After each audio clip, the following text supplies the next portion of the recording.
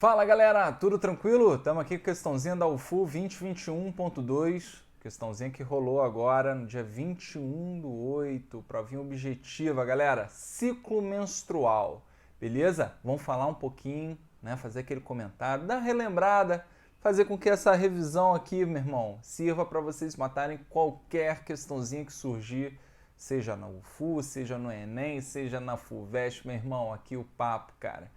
É exatamente isso, é ajudar quem gosta de estudar fazendo questões. Beleza pura? Então vamos lá? Segue a vinheta.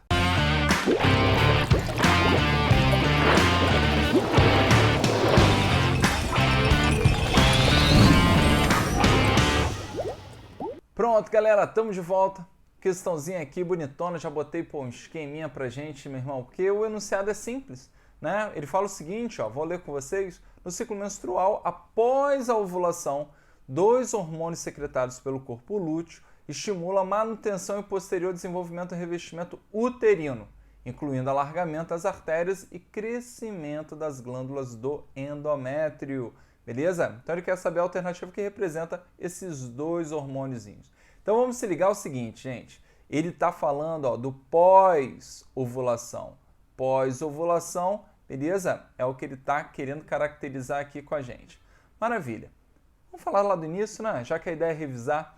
Lembra que o ciclo menstrual, gente, a gente marca o início do ciclo menstrual quando rola o primeiro sangramento, certo? Na mulher. Então lembra aqui, ó, repara o seguinte, ó, ele botou aqui exatamente, ó, né, como é que está o endométrio. Então, para a gente caracterizar a menstruação, a gente está iniciando o descamamento aqui da parede do endométrio, muito vascularizado, ok? E por isso que causa o sangramento. Agora, gente, eu gosto de voltar lá no final do ciclo para a gente pensar no início. Como assim, Vitão? Vamos lá no finalzinho, ó. Repara aqui na progesterona, galera, porque a progesterona ela tem exatamente como função, ok? Manter o endométrio, beleza? Então, ó, repara que ela está caindo e a partir do momento aqui é o 28º, considerando aqui um ciclo, né, de 28 dias, né, dentro da normalidade, ok? Ele começa a cair para o endométrio, né, um pouquinho dias depois aqui iniciar o descamamento. Então, a progesterona ela caiu e também tem um fato que é importantíssimo vocês colocarem na cabeça, que os hormônios da hipófise, da adenohipófise, o FSH e o LH, os gonadotróficos, ok? Eles estão o tempo todo, meu irmão, numa luta incessante com os hormônios do ovário, ou seja, rola um feedback. Progesterona e estrogênio altos, hipofisários baixos, beleza? Quando os hipofisários aumentam, diminuem, né, os ovarianos. Então rola um feedback o tempo todo aí, galera, beleza? Então, show de bola. Então, para baixar a progesterona, ok? Né, é importante a gente caracterizar exatamente o início da menstruação, o início do ciclo. E aí, gente, vamos aqui, ó, no hormônio, né, folículo estimulante. Repare que ele separou. Aqui estão os hipofisários, beleza? Que ficam, né, mais elevados, ok? Então aqui o azulzinho é o luteinizante e o verdinho é o FSH, ok? O folículo estimulante. Então repare que ele vai dando uma aumentada no sentido de agora iniciar o ciclo, ou seja, ele vai estimular o crescimento do folículo, por isso que é o hormônio folículo estimulante. Então repare que o folículo lá no ovário ele começa a aumentar. No que ele começa a aumentar, ó, tá crescendo, tá se desenvolvendo, reparem que o estradiol, que ele vai falar aqui nas questõezinhas, muito mais conhecido, eu também acho muito mais bonito, o estrogênio, ok? Ele também começa a ter o quê? Né? Uma elevação, ok? Bom, a ideia do estradiol elevado é trabalhar na reconstrução, ó, aqui do endométrio, que começa novamente o quê? A se desenvolver. Tranquilo? Lembra que a leitura é o endométrio ele precisa se desenvolver para receber o bacurizinho, né, o embrião, certo? Que foi, né, pelo que dentro da ideia da gravidez foi fecundado lá no próximo, né, lá na tuba uterina, e ele está vindo caminhando pela tuba até chegar ao útero, e o útero ele precisa estar o quê? Bem desenvolvido para o recebimento desse bacurizinho, desse embriãozinho. Show? Então, galera, qual é o grande lance? Reparem só, vamos lá, recapitulando. Né? O FSH aumentou, o estradiol aumentou, estimulamos aqui ó, a reconstrução do endométrio, beleza? Repare que ele bota aqui no desenho ó, os capilares que vão aumentando também, bem importante essa ideia. Maravilha? Só que aí vem o papo do feedback. Se aumenta, né, devido ao crescimento do folículo, o estradiol, repare que o FSH ele diminui, tranquilo? Só que repare que nesse momento aqui, ó, que a gente tem uma queda brusca do estrogênio, ok? Aumenta exatamente quem? O LH e o FSH, beleza? Então, o LH principalmente, ok? Ó, olha o pico dele aqui, ó. É ele o cara que estimula ó, a ovulação, beleza? Tranquilo. Só que reparem, gente, que ele aumenta, ele tem um pico, ovula, maravilhoso, por isso que é hormônio luteinizante, né? Porque agora né, o folículo ovariano ele passa a ser chamado de corpo lúteo, beleza? Então reparem só, né? Esse cara, o corpo lúteo, ó, ele começa a estimular o aumento tanto da progesterona quanto do próprio estrogênio, beleza? Tranquilo?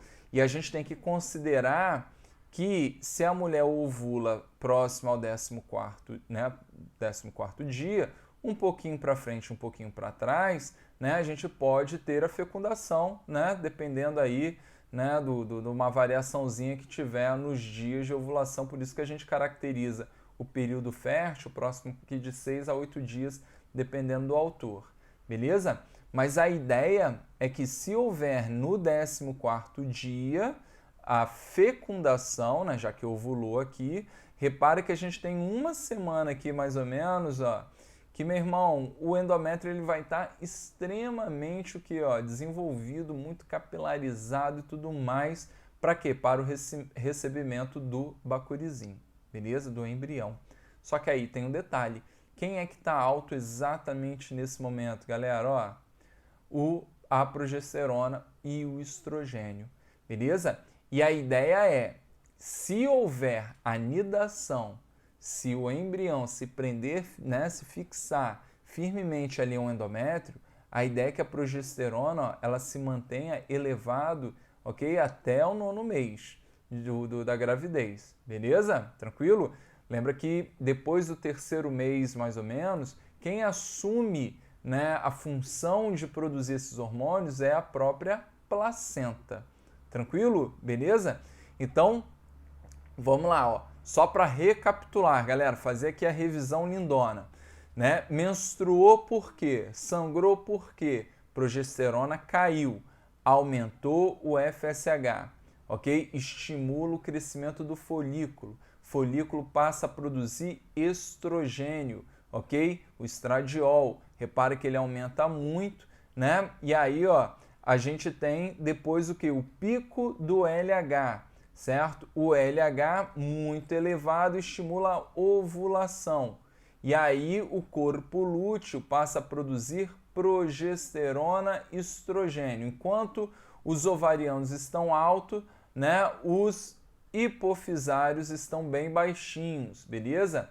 Tá tudo pronto pós-ovulação para o recebimento do embrião.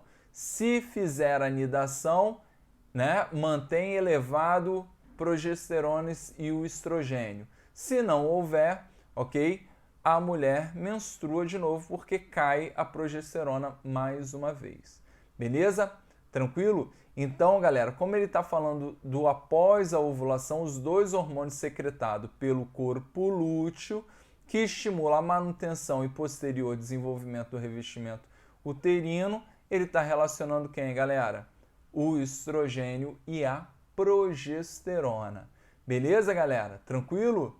Então, ficou aí a letra D nessa questãozinha, tá? Fiquem ligadões, é um assunto muito recorrente, ok? Lembra que a ideia da progesterona e estrogênio elevados, né? Quem faz essa simulação sempre para manter baixo o LH e o FSH, e principalmente o LH, porque com LH baixo a pessoa não ovula, é a pílula, beleza? Tranquilo? Então a pílula, né, anticoncepcional tradicional, 21, né, pilulinhas lá, bonitinha, é basicamente estrogênio e progesterona, que mantém elevados níveis desses caras para manter baixo o LH e o FSH, principalmente o LH, para não rolar ovulação. O objetivo da pílula é não ter a ovulação. E da pílula do dia seguinte? Ah, garoto, fica ligado. Pílula do dia seguinte, a ideia é evitar a nidação. Beleza? Fica a dica do Vitão. Espero que tenham curtido. Um forte abraço.